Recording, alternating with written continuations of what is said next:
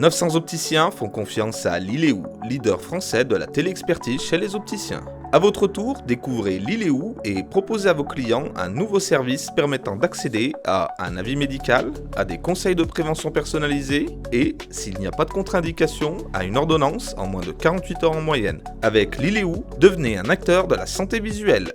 Bonjour à toutes et tous, bienvenue sur Optimise TV pour cette nouvelle émission. Aujourd'hui, je suis très content d'accueillir Paul Morlet, le patron de Lunettes pour tous. Salut Paul. Bonjour Maxime, comment ça va ? Eh ben ça va très bien, et c'était la question que j'allais te poser à toi. Comment ça va ? Bah ça va, et toi du coup ? Eh ben ça va, et toi aussi ? Bah ça va super. Eh ben tant mieux. Ça fait longtemps, hein. Ça fait très longtemps. Ça fait très longtemps. Ah, ça va pas mal, super. ça va pas mal. Bon bah je suis rassuré.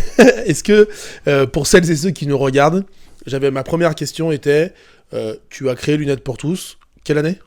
Il y a 10 ans en 2014. Ok, voilà. On fête donc les 10 ans de Lunettes pour tous. On fête les 10 ans. Et Voilà, voilà, c'est ça. donc joyeux C'était anniversaire. Merci, c'était LPT.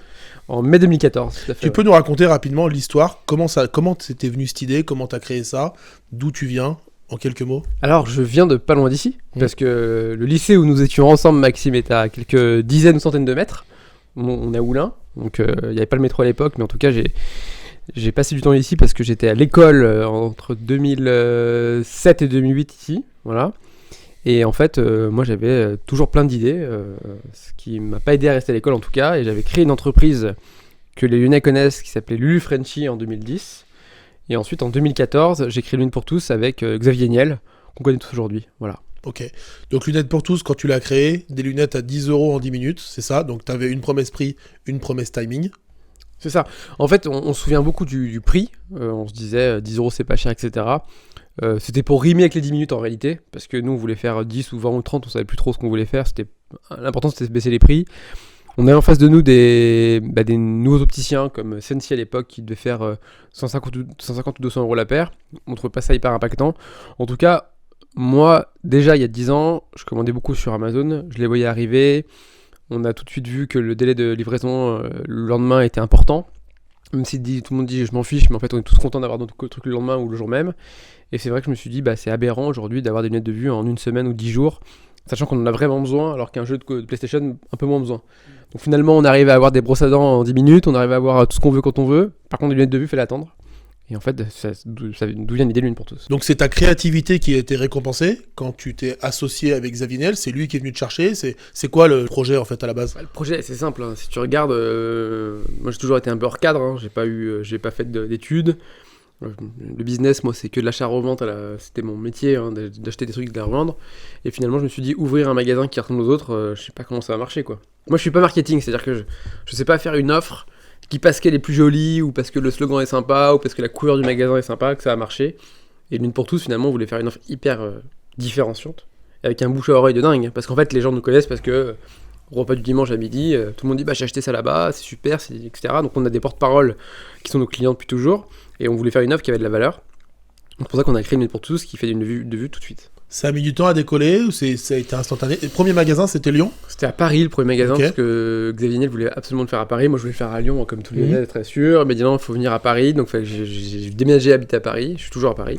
Et en fait, on a ouvert à Châtelet, en plein centre de Paris. Et c'est vrai que tu as un rayonnement médiatique tout de suite qui est beaucoup plus fort. Les opticiens s'en souviennent. On parlait beaucoup de ce magasin à la sortie il y a 10 ans en arrière. Et c'est comme ça qu'on a eu un plan média quasiment automatique avec les grandes télés, les TF1 et M6, parce que le truc était dingue. Et surtout, facile à filmer. Ok, quand tu bouscules une profession, tu bouscules un marché, du coup tu as la lumière sur toi quoi. En fait le marketing, la communication s'est faite naturellement finalement. C'était tellement violent entre guillemets. Tu vois, c'était disruptif, c'était 10 € 10 minutes, il y avait deux choses complètement nouvelles. Ce qui nous a permis de capter une clientèle aussi, pas que pour le prix, parce que plein de gens sont venus en disant 10 minutes c'est sympa, je vais essayer. Donc c'était les 10 €. Donc on a créé un débat et on a eu la chance, encore une fois, vraiment la chance, je le répète, d'avoir tous nos concurrents qui ont hurlé. Et toujours d'ailleurs, et en fait ils se rendent pas compte, mais c'est notre meilleure caisse de résonance qu'on a eue. Mais c'est vrai que grâce à ça, on dépense quasiment 0 en marketing et en com. Excellent. Voilà. Il y a 15 ans, on t'avait dit tu seras là dans 10 ans, tu aurais jamais cru, certainement ? Ou c'était une ambition pour toi de créer quelque chose de fou ? Créer un truc de ouf, c'est sûr. Je voulais le faire. Après, créer une boîte qui fait 1 million de lunettes par an avec 700 personnes sur deux pays, je sais pas ce que c'était l'ambition. Bon, c'est le cas aujourd'hui, mais tu vois, en fait, on commence tout petit, on dit c'est un loisir, c'est pour rigoler, puis à la fin c'est moins pour rigoler, puis à la fin ça devient gros, puis il faut continuer, etc. Donc non, moi ce qui me fait plaisir surtout, c'est de voir que tu vois, partout où je vais, dans la rue, mais pas qu'à Lyon ou à Paris, hein, tu vois, Clermont-Ferrand, dans les campagnes, je vois des gens avec des lunettes pour tous, des gens qui n'ont rien à voir entre eux, donc des gens qui sont parfois avec peu de moyens, des gens Toutes les très classes riches. sociales. Exactement, à la télé. Une fois, j'ai eu une émission sur France 5 avec des philosophes qui lisent des bouquins le dimanche soir, des gens à qui je parlais jamais en fait, ils ont des lunettes pour tous. Je vois au JT des gens qui font attention dans les supermarchés avec les caddies sur les prix, lunettes pour tous. Un ministre, lunettes pour tous. Donc tu vois, tout le monde a des lunettes pour tous, c'est vraiment pour tous et je suis hyper fier de me dire que dans nos magasins, en tout cas, se croisent des gens qui ne se croiseraient jamais ailleurs. Ok, c'était donc ma question. De quoi tu es le plus fier?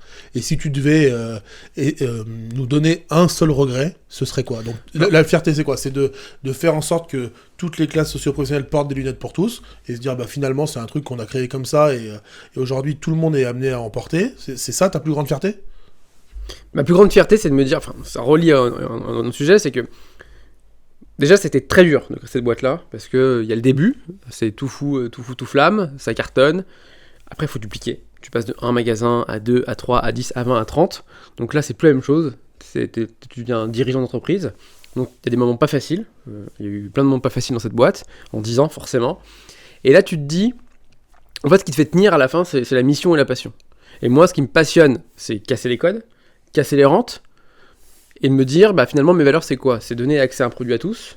C'est le côté un peu pirate, de dire finalement, je vais casser un système qui marche depuis 30 ans comme ça, je vais le casser.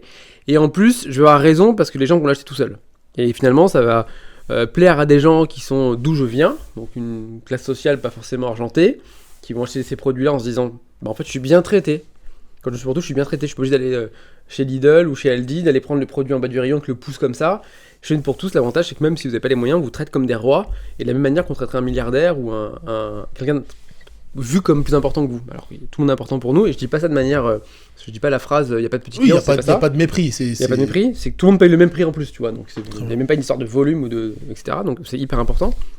Et moi, je suis très fier de ces valeurs-là, et de me dire qu'on peut créer des choses, parce que quand c'est dur, t'as intérêt de passionner. Et de faire un business qui te plaît et qui te prend aux tripes, et ce que j'ai réussi à faire. Ton petit, grand regret, qu'est-ce que tu aurais fait différemment en 10 ans si tu devais changer quelque chose? Si on rentre, je pense que si on rentre très puriste dans le dossier, de dire je vais ouvrir à Paris, à Lyon et à Marseille, etc., c'était très dur à chaque fois de faire, tu vois, une nouvelle ville, parce qu'en fait, je pense que cette boîte serait beaucoup plus grosse si elle avait fait plein de magasins à Paris, plusieurs à Lyon, etc., parce que en tâche d'huile, si tu veux. Parce que là, à chaque fois, il a fallu recréer une équipe, recréer l'esprit. Tu ouvres un magasin, il faut trouver un patron de magasin que tu connais pas, lui filer la culture de la boîte alors qu'il est à 500 km, tu vois pas tous les jours. Donc, c'est vraiment ce truc-là que je regrette aujourd'hui. Et je pense que si demain je recrée une boîte, je le ferai de manière plus locale au début pour aller plus vite ailleurs derrière. Très bien. Donc tu es associé avec Xavier Niel. C'est quoi son influence dans ton business? Récemment, je crois que vous avez fait rentrer de nouveaux investisseurs dans la boîte. Ça se passe comment? C'est quoi le projet? Est-ce que tu peux nous détailler, alors pas dans le détail, mais dans les grandes lignes, le projet actuel avec ça? Alors lui déjà, faut savoir que c'est quelqu'un qui fait confiance. C'est pas son métier de faire des lunettes, donc il y va, il commence avec une petite somme au début, puis après il va venir abonder l'entreprise au fur et à mesure du temps, selon les résultats que l'entreprise va faire. Est-ce que ça vaut le coup d'investir ou pas dans cette ligne? C'est purement comme ça qu'il raisonne, et il a raison. Après, il fait confiance, il laisse vraiment gérer dans l'opérationnel, il prend pas de décision, il y a même des choses où il pourrait aider, tu vois, mais parce que parfois il est derrière un autre dossier, mais en fait il laisse vraiment avancer, et je pense que on est constamment testé en fait dans notre capacité à savoir gérer un problème. Donc ça c'est hyper important de le savoir. Et maintenant, la seconde phase, donc les 10 prochaines années, c'est effectivement 2 nouveaux investisseurs qui sont entrés au capital pour nous permettre d'attaquer le marché européen. Ok. Donc là, tu as ouvert en Belgique? On a ouvert en Belgique, on a ouvert le 4e magasin belge la semaine dernière à Charleroi. Ça marche comment? C'est quoi la différence avec la France? Ça cartonne tout de suite parce que, alors il y a déjà un truc, c'est que les gens n'ont pas de mutuelle sur place. Donc forcément, de faire des bons prix, ça parle à tout le monde. Alors qu'en France, tout le monde se dit, non, mais moi, je vais en bas de la maison, j'avais une paire de lunettes Ray-Ban parce que je connais le mec et la mutuelle de mes enfants, etc. Donc tout ce qu'on connaît localement dans les franchisés, etc. Donc l'idée c'était vraiment de dire là on se base sur notre vrai truc, c'est le prix. Et aujourd'hui on est très fort là-dessus. Il y a le 10 minutes aussi forcément. Et surtout l'avantage c'est que comme t'as pas le cycle de 2 ans de mutuelle, on l'avait sous-estimé, mais en fait les gens quand tu ouvres ton magasin ils se disent tiens je vais acheter des lunettes tout de suite. Ils disent pas, tiens, je vais attendre 2 ans ou 1 an, je dois attendre que mon forfait. En fait, tu lèves la contrainte ouais. que tous les opticiens et les clients subissent. Subissent, mais de l'autre côté, ils en tirent un profit parce que c'est Bien grâce à ça que les opticiens classiques peuvent prendre 500 € ou 400 € sur une paire de lunettes que moi je peux pas faire sur l'une pour tous. Ok. Et l'intérêt vraiment de ce truc-là, c'est de se dire, bah, on a ouvert le premier magasin en Belgique il y a 2 ans, je me souviens très bien, et les gens sont venus en disant juste des lunettes, au même titre que si tu ouvrais un resto et qui dit, bah tiens, je vais essayer. Oui, oui. Mais c'est pareil en fait. Il n'y a pas le frein Ouais. mutuel parce que bah, forcément c'est moins cher, etc. Je t'ai souvent entendu discuter avec des gens qui n'étaient pas d'accord avec toi, des opticiens plus traditionnels. Tu as un débat avec une prof d'optique géométrie. Et ces gens-là, ils te qualifient comment, c'est quoi leur perception de toi, selon toi, comment tu les vois, comment tu leur expliques ta vision des choses. Moi, j'ai l'impression que tu passes ton temps en fait à dire, mais si j'arrive à libérer le marché en fait avec ma façon de faire, vous serez tous gagnants. Tu peux nous expliquer ça avec tes mots pour ceux qui nous regardent. C'est quoi ta vision de l'optique aujourd'hui et comment on peut changer les choses? Parce que toi, les opticiens traditionnels sont pas tes ennemis. Non. Jamais. C'est quoi ta vision des choses par rapport à eux? Comment on peut travailler en collaboration avec un opticien très traditionnel qui est le pas de porte à côté du tien? On n'est pas en collaboration, ça reste la concurrence classique. Hein. À la fin, c'est est-ce qu'il va acheter chez nous, chez l'autre. Moi, ce que je dirais, c'est très simple. Ceux qui nous regardent aujourd'hui, est-ce que vous auriez pris un taxi aujourd'hui si vous n'aviez pas connu Uber avant? C'est pareil, parce que aujourd'hui, ce qu'on voit, c'est qu'il y a 13 millions de paires de lunettes qui se vendent en fait sur le marché par an. On est 40-45 millions de Français à avoir besoin de lunettes. Finalement, on a un produit qu'on achète tous les 2 ans, 3 ans et demi, 2 ans ou 3 ans. Et à l'époque, il y a 10 ans en arrière, je me souviens que les Français changeaient de lunettes tous les 3 ans, alors qu'on avait le droit de se faire rembourser tous les ans. Et moi, j'ai toujours du mal à concevoir qu'un Français qui a un truc gratuit n'allait pas le consommer. Donc en fait, c'est quand on parlait aux gens, tout le monde disait, mais faire des lunettes, c'est une tannée. S'il faut y aller, il y a une offre, ah bah il n'y a plus d'offre, ah bah il y a l'offre 2 paires ou 3 paires en ce moment, après elle y est plus, j'ai loupé le truc. Et ce côté offre qui change tout le temps, selon les saisons, finalement aussi de pas savoir vraiment combien on va payer nos lunettes, le reste à charge, les verres, enfin il y avait un truc psychologique hyper compliqué. Et moi je lisais les forums, je me souviens d'Octissimo qui disait est-ce qu'il faut mieux prendre le verre Oya, Sport, etc. ou le Zeiss, etc. En fait c'est des gens qui avaient moins une, qui étaient myopes. Et en fait, je pense que ces gens-là n'ont même pas acheté de lunettes en se disant je vais attendre qu'il y ait un nouveau verre qui sorte. Alors, et en fait, ça a freiné le marché. C'est trop complexe pour le client? C'est trop complexe, ça rassure pas. Tout le monde a acheté des lunettes avec un plus ou moins un prix. Et en fait, bah, moi, en tout cas, ça me freine. C'est un peu le. T'as toujours l'attente de l'offre, tu vois. C'est un peu comme le Black Friday. Si t'as plus Black Friday, ça marche plus, etc. Donc, je me suis dit, bah, si on fait une bonne offre très claire et lisible, qu'elle met en France et en Belgique, bah, les gens vont acheter tout le temps en se disant c'est une bonne affaire. Ok. Mais aujourd'hui, ce qui cartonne, c'est quoi? C'est Decathlon, c'est Uniqlo, c'est ces boîtes-là qui marchent bien. Aujourd'hui, chez Decathlon, Uniqlo ou Ikea, par exemple, on y va parce qu'on sait que chez Ikea, on va acheter une cuisine au prix. On se dit pas, tiens, je vais chez un cuisiniste, il y a des grandes marques en France, il va m'asseoir, il va me faire croire que j'ai une remise, si je chine pas tout de suite, et ben j'ai plus ma remise, etc. Et il y a plein de gens qui se disent, bah tu sais quoi, je vais garder ma cuisine pourrie, je m'en fous. Et en fait, Ikea rafle les cuisines là-dessus parce que t'achètes partout au même prix, et je pense que souvent, tu payes plus cher chez Ikea qu'ailleurs, mais en fait, ça te rassure. De te dire, j'ai acheté comme mon voisin au même prix, je me suis pas fait plumer. Et ce truc-là, les gens sous-estiment finalement. Donc, moi, je voulais faire un truc très simple à comprendre. Qu'est-ce que tu réponds aux opticiens qui, toute la journée, disent oui, mais en faisant ça, on fait de l'optique business, on fait pas de l'optique de santé. Tu connais ce discours par cœur. Tu leur réponds quoi? Je vais prendre un exemple hyper concret. Je fais de l'optique business. Alors, moi, quand j'ai créé le pour tous il y a 10 ans, j'ai ouvert un magasin, j'ai mis une cabine de réfraction et j'ai dit examen de vue gratuit. C'est pas du business, c'est gratuit. Et en fait, on a plein de gens qui viennent dans le magasin, finalement, pour essayer faire un test, parce que les ophtalmos, à l'époque, il n'y avait pas les dépistage, quoi. Il n'y avait pas les centres d'ophtalmo comme aujourd'hui, faut le savoir, il y a 10 ans. Il n'y avait pas d'Octoïb comme aujourd'hui. Donc, aller chez l'ophtalmo, il fallait prendre l'annuaire, appeler les ophtalmos un par un, t'avais rendez-vous dans 3 mois, 6 mois, dans 2 ans, etc. Donc, en fait, il y avait plein de gens qui n'étaient même pas dépistés de savoir s'ils avaient un glaucome, une DMLA, etc. Moi, je l'ai fait gratos. Mes amis opticiens, mes concurrents ont commencé à dire il fait de la réfraction, il en fait publicité, etc. Machin, c'est pas bien. Ça va jamais en fait. Alors que pourtant, moi je faisais un truc noble et gratuitement. Avec des opticiens diplômés, on le précise. Bien sûr. Non, oui, mais on précise quand même. Dans les règles, mais je le facturais même pas, etc. Et là, j'ai vu que maintenant, tu vois, on a fait changer la loi parce que les gens, les pouvoirs publics ont compris finalement. Parce que il y a un truc à savoir, c'est que la loi change pas automatiquement. La loi, elle change si des acteurs font autrement. Et aujourd'hui, c'est grâce à Une pour tous que tous les opticiens de France peuvent faire de la pub à la télé en disant chez Optical Center, chez Chris, chez Optique 2000, venez passer un examen de vue gratuit. Et ça, c'est bien pour le client, c'est bien pour les Français. Parce que nous, on l'a fait pour faire avancer les choses. Donc du business, je sais pas, mais en tout cas, respecter les règles qui ont été écrites par des gens qui ne sont pas dans l'optique. Parce qu'attention, les lois sont écrites dans le 7e arrondissement pour la santé, et c'est pas ce que veulent les Français à Saint-Etienne, encore une fois. Et ben, moi j'avais mon idée à moi, j'ai fait mon truc, et puis l'État a dit, c'est bien ce qu'ils font, ça coûte pas d'argent, et il a raison. Et aujourd'hui, tout le monde peut le faire. Très bien. Et la santé des Français s'en porte pas plus mal. Très bien. Et d'ailleurs, on va embrayer sur un sujet qui est en parallèle, le 100% santé. Ouais. Évidemment, c'est une réforme qui a changé, en tout cas, la mentalité des opticiens, mais aussi celle des Français. Aujourd'hui, c'est quoi la part des 100% santé chez Lunettes pour tous? Ouais, nous, on vend uniquement du 100% santé. Donc c'est 100% de 100% santé, tout simplement. Okay. Quand il y a un remboursement, c'est un 100% santé. Tout à fait. Comment tu vois l'impact de cette réforme sur le marché en dehors de Lunettes pour tous? En fait, la réforme intelligente, je trouve que déjà d'avoir mis de l'anti-reflet sur les verres, d'avoir mis plusieurs montures et d'avoir mis des verres amincis selon la correction, chose qu'on a inventée en fait en France sur le marché français, parce qu'on faisait ça, on nous a dit oui, il impose un aminci, etc. C'est pas bien, si les gens veulent du 1,5 et pas du 1,67, comment ils font C'est ce que tu faisais déjà il y a 10 ans, avant le 100%. Bien sûr, et moi j'aurais demandé, mais qui rêve d'avoir des culs de bouteille? Personne. Mais quand même, si moi je veux du 1,5 et pas du 1,67, enfin, tout le monde a son petit argument, en tout cas, maintenant c'est dans la loi, et moi je trouve ça très bien que des gens qui n'ont pas les moyens n'aient pas des culs de bouteille ou des lunettes où on ne voit pas leurs yeux. Donc la loi elle est assez complète et parfaite, il manque des choses à rajouter, encore une fois, et moi je trouve ça super parce que finalement l'opticien il arrive à le faire, les verriers ont joué le jeu, les montures aussi, donc tout va bien. Et l'impact sur le marché, sur les opticiens aujourd'hui plus traditionnels, selon toi? Je suis pas dans le magasin, mais j'imagine que c'est sûr que celui qui a signé sa franchise ou son magasin avec ses travaux il y a 15 ans en disant ma paire c'est 600 €, que la paire à 600 € post-inflation elle se vend 400 puis 300, il est pas très content j'imagine. Mais est-ce que c'est le problème des Français?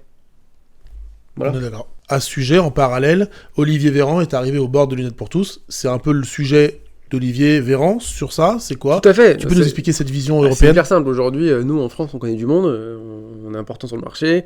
En Belgique, on l'est un peu, mais sur un pays qui est petit. Et puis forcément, pour attaquer l'Espagne ou le Portugal ou l'Italie, il faut être très fort. Surtout en Italie, je crois, parce qu'il y a des gros faiseurs, en Allemagne aussi. Et nous, on se dit, là, on est très fort finalement, c'est d'arriver à faire des lunettes de super bonne qualité, à prix hyper bas. Donc c'est un 100% santé où vraiment on sait y aller. Et aujourd'hui, il y a un système de remboursement qui est parfois inexistant et souvent inexistant dans les autres pays d'Europe. Et l'idée, c'est d'arriver à soumettre l'idée, parce que le 100% santé, aujourd'hui en France, il faut savoir que ça coûte pas d'argent à l'État. Hein. C'est la Sécu qui met 18%, la mutuelle 82%, et l'État récupère 20% de TVA. Donc aujourd'hui, même si c'est moins rentable en termes de TVA, bien sûr, qu'un classe B, le 100% santé est neutre en termes de cash pour la France. Voilà. Très bien. Une vente en moyenne chez un opticien, 45 minutes. J'en sais rien, à vue de nez, moi-même dans mes magasins, c'est à peu près ce qui se passait. Une vente chez Lunettes pour tous, ça dure combien de temps? Ça dure, à partir du moment où le client choisit sa monture, ça dure 5-6 minutes. Ok. Comment on peut garantir la même qualité de service, la même qualité de produit, en réduisant le temps et en réduisant considérablement le prix? En fait, ce que je voudrais aujourd'hui, dans cette émission, peut-être les gens essayent de comprendre ton business model. Moi, je le connais, mais je pense que la communication en extérieur, elle a tellement été en fait bafouée par les opticiens traditionnels que je pense qu'il faut peut-être remettre un peu les bases et dire comment tu peux répondre à ceux qui te disent comment en 5-6 minutes, je sais pas combien, avec un prix qui est 3, 4, 10 fois inférieur à un prix d'opticien traditionnel, on peut garantir la même qualité de service. Déjà, pour commencer, la monture. La monture, aujourd'hui, on dit attention, quand vous asseyez le client, attention, on va regarder selon votre usage, etc. Donc là, vous dites, je fais du sport, de la cuisine, de la voiture, etc. Si vous répondez pas dans le bon ordre, vous avez l'impression que l'opticien vous en propose une autre monture, un autre verre. Donc déjà, vous ressortez en disant, j'ai plus un verre pour cuisiner que pour faire du sport ou conduire. Donc déjà, ça, c'est hyper stressant, vous voyez. Et il y a un truc qui a été bien fait, c'est les matelas, les marques de matelas, vous savez, Teddy Bear, Emma, où disent le matelas ultime, parfait. Et ça rassure les gens en se disant, je dors parfois sur le ventre, parfois sur le dos, parfois sur le côté, mais j'ai un matelas qui me fait tout. Et on a voulu faire ce truc-là. Donc au final, on a des montures qui sont compatibles avec tous nos verres. Vous pouvez choisir et vous savez que c'est pas cher, vous savez que vous allez pouvoir changer souvent, donc finalement, psychologiquement, le fait de dire je vais rester 1 heure à choisir un produit comme ça, que je ne garderai pas de façon 58, quand on détend le client, déjà ça va plus vite. Donc il dit il prend ses on chipote pas quoi. On chipote pas, mais le client est libre d'essayer, oui, etc. Sûr. Et nous il est autonome et les montures sont pas enfermées, elles sont accessibles. Deuxième chose, le verre. Alors le verre, c'est simple, nous on a une matrice entre la mincie, la correction, vous êtes sûr d'avoir le verre le plus fin possible. Encore une fois, comment ça marche? On a des tels volumes d'achat que de toute façon, pour nous, de vous filer la mincie de base ou le plus aminci, notre coût d'achat est tellement très peu différent entre les deux, avec nos volumes, que finalement, vous facturez un prix d'un 1,5 et vous filez un 1,67, pour nous, c'est quasiment neutre dans la marge parce que on a des volumes qui sont considérables. Okay. Deuxième chose, vous allez me parler des verres progressifs. Oui, les designs, c'est très simple. Nous, on achète un seul verre progressif et on s'est battu très dur avec les verriers des verriers connus qu'on connaît tous, pour acheter le meilleur verre du catalogue à un prix cassé. Donc en fait, ça évite d'avoir 4 verres différents, sur lesquels j'aurai 4 volumes différents. Moi, je me base sur une seule référence, je prends la meilleure référence, le meilleur traitement, je vais me battre là-dessus, et j'aurai un bon prix, et c'est comme ça qu'on y arrive. Pendant les 45 minutes, on élimine ce qui est superflu, Ouais. on choisit un catalogue de produits réduit, on négocie, et on arrive à trouver un bon prix avec un bon temps. C'est ça, mais en fait, c'est un peu comme si... C'est simple. C'est un peu comme si je vous disais, voilà, finalement, il y a 2 compagnies aériennes qui se montent. Il y a celle qui fait économique, premium économique, business et première classe. Il y a avec les options, quel plateau repas, quel ci, quel ça, etc. Dans quel sens vous voulez être assis. Bah, moi, je vous dis, j'ai qu'un avion, voilà, j'ai pas de plateau repas, mais c'est pas grave, vous allez venir avec votre sandwich. Et puis en fait, vous allez prendre de la business. Je fais pas d'économique, je suis pas première classe, je fais de la business, c'est très bien. Et je le vends pas cher, voilà. Et je me bats que là-dessus, et finalement, ça marche comme ça, vous voyez. Très clair. On parle beaucoup de la téléophtalmologie parce que ça simplifie le parcours client, etc. C'est un sujet qui va devenir un peu central puisque aujourd'hui il y a différents types de produits pour la téléophtalmologie, téléexpertise. C'est quoi ta vision, ta perception ? Pour toi, c'est une bonne chose, t'en as besoin, tes clients en ont besoin. Comment ça évoluera selon toi ? Globalement, tout ce qui donne accès aux soins en France, je suis pour. Parce que tout ce qui permet d'avoir des lunettes de vue... Parce que les lunettes de vue, globalement, pour en avoir, ne pas voir, ça empêche d'aller bosser, d'apprendre, c'est un problème de sécurité, enfin on connaît tous ces sujets-là, de ne pas avoir de lunettes quand on en a besoin. Tout ce qui peut donner accès rapidement, je suis pour. Après, il y a différentes méthodes de faire. Téléexpertise, télémédecine, chacun se base sur son terme et sa technologie. C'est très bien qu'il y ait plein d'acteurs. Ça va faire... Forcément, ça va émerger. Il y a 4 acteurs sur le marché, ou 5 ou 6. Forcément, il y a une loi qui va sortir, qui va réguler tout ça, et les clients seront contents, les Français seront contents. Voilà. Et ensuite, là-dessus... Je salue des enseignes concurrences, typiquement Alain Felou, qui grâce au jeune patron Anthony, a réussi à y aller en premier, donc c'est bien. C'est important de se dire, il n'y a pas que nous pour tous qui se jette dans le tas à chaque fois pour pouvoir faire son truc. Bon, bah, je vois que ça avance dans le bon sens, et nous, on sera là.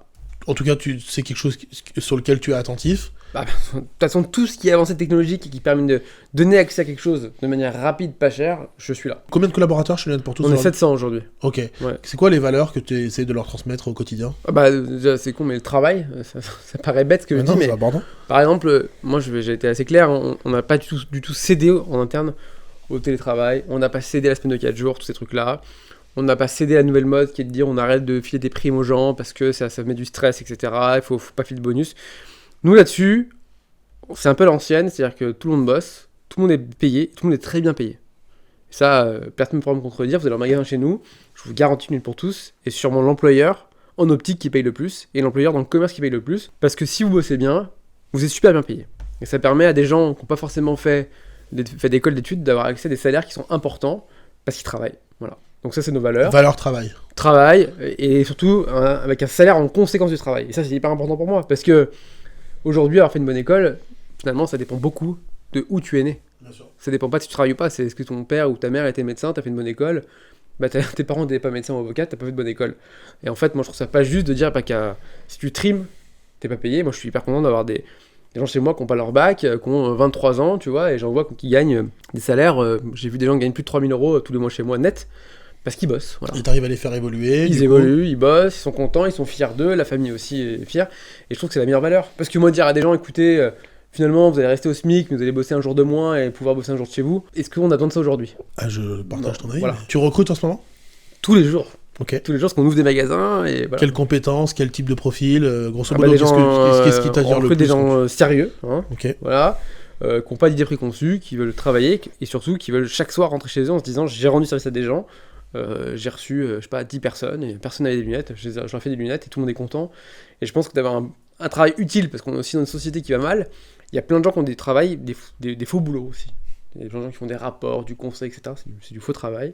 Et aujourd'hui, moi je dis, venez chez nous parce que vous allez être payés, contents, heureux, vous allez rendre les gens heureux et vous allez avoir un vrai travail, une vraie mission. Allez chez nous. Bravo. Petite question, quelques chiffres clés. Combien de magasins en France aujourd'hui ? On a 20 magasins en France, voilà. 4 Ok. Et on vend aux alentours, ça y est, on approche du 1 million de paires par an. Voilà. Ok, incroyable. On va parler d'avenir. C'est quoi les projets dans les prochaines années ? Est-ce que tu peux nous dévoiler des choses ? C'est public, tout ça est public. Hein. De toute façon, on ouvre beaucoup en Belgique, on continue à ouvrir en France, on ouvre à Strasbourg au mois de janvier, là, enfin.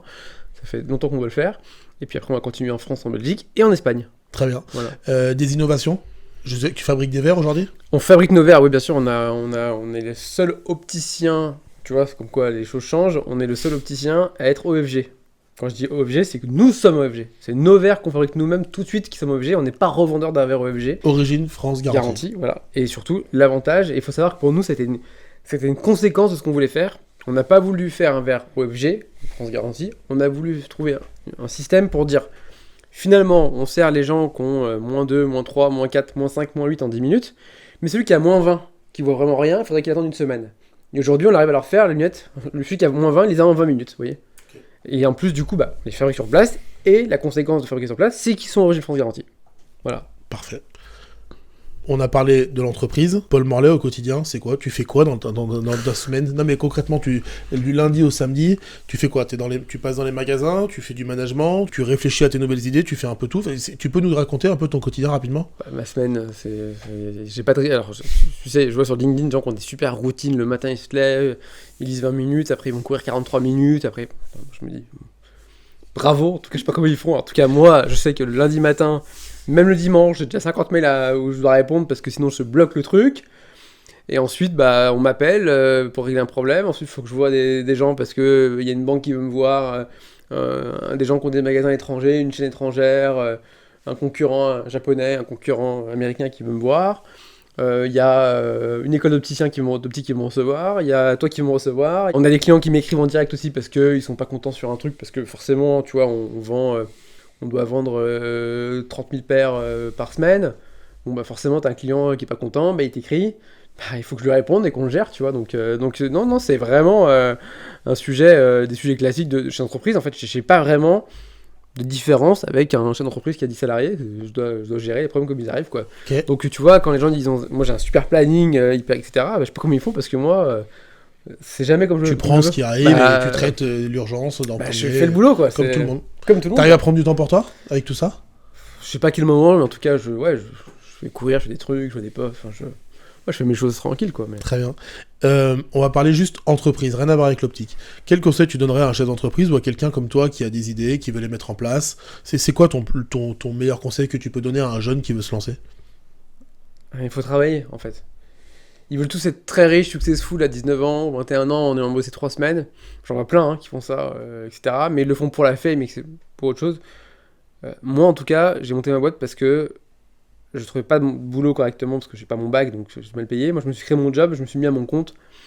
Donc, j'avais pas la volonté d'être grand patron entrepreneur comme je le suis aujourd'hui, mais le conseil que je donnerais, c'est faut bosser, et faut pas lâcher, quoi. Parce qu'en fait, en réalité, on va pas se mentir, t'as plus de chances aujourd'hui de gagner au loto pour devenir riche que d'avoir une boîte qui marche. Des gagnants loto, il y en a 4 par semaine, avec les euros millions, etc. Ou 6 par semaine. Des gens qui font des boîtes qui marchent bien, il n'y en a pas 6 par semaine.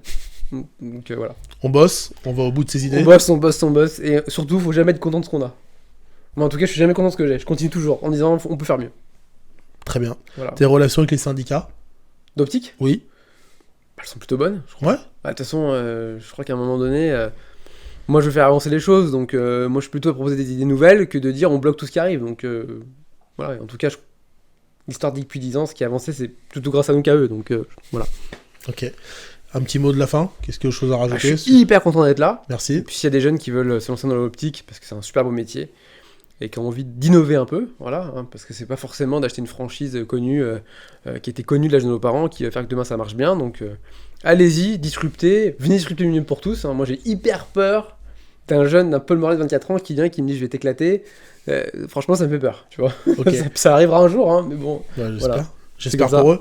Je te remercie, ton parcours est hyper inspirant, je le connais, mais à chaque fois je découvre de nouvelles choses, je pense que ça inspire plein de gens, et je pense qu'en étant un petit peu ouvert, en essayant de se comprendre un petit peu chacun, on arrive à bien travailler ensemble, et à travailler en bonne intelligence, et ça c'est hyper important. Tout à fait. Merci beaucoup d'être venu. Merci à toi, Maxime. Bientôt. Et à très vite, j'espère. Et au plaisir. Merci de nous avoir regardés. Merci. À la semaine prochaine. Au revoir, à bientôt. Cette émission vous est proposée par Optimist 360, une solution unique pour opticiens et professionnels de l'optique. Avec 5 branches, améliorez votre communication, créez des événements uniques, formez-vous, obtenez des conseils et tenez-vous informés grâce à notre chaîne YouTube chaque semaine. Pour découvrir l'ensemble de nos services, rendez-vous sur opti-mist.fr. Avec Optimist 360, j'améliore ma visibilité, je forme mes équipes et je transforme mon magasin grâce à des services 100% sur mesure.